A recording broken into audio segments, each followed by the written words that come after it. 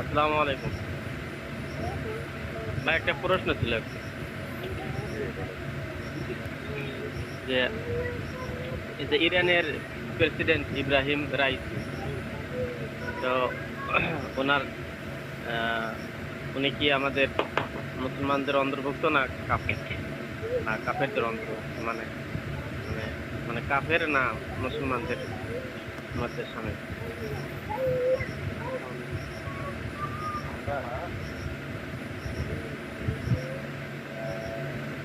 দেশের আঞ্জুমান আমাদের তারা অন্তর্ভুক্ত দেশ তো আছে না, জি। প্রকাশ করে তুমি মুসলমান, প্রকাশ করে তুমি মুসলমান, আমরা তো আল্লাহ।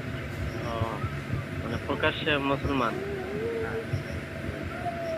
হ্যাঁ, আর ভাই যে খাওয়ারি যারা, ওনারা কি মানে যাকে খারিজি বলা হয়, ওনারা কি মুসলমানদের অন্তর্ভুক্ত না কাফের? না মুসলমানদের মতোই আমরা।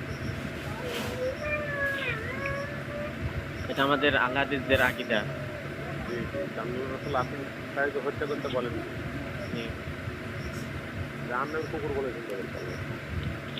তাদের অপরাধ আছে, হত্যা করতে শাস্তি দিয়েছে। আচ্ছা ভাই, ধন্যবাদ। হায়াকাল্লাহ, জাযাকাল্লাহ। আসসালামু আলাইকুম।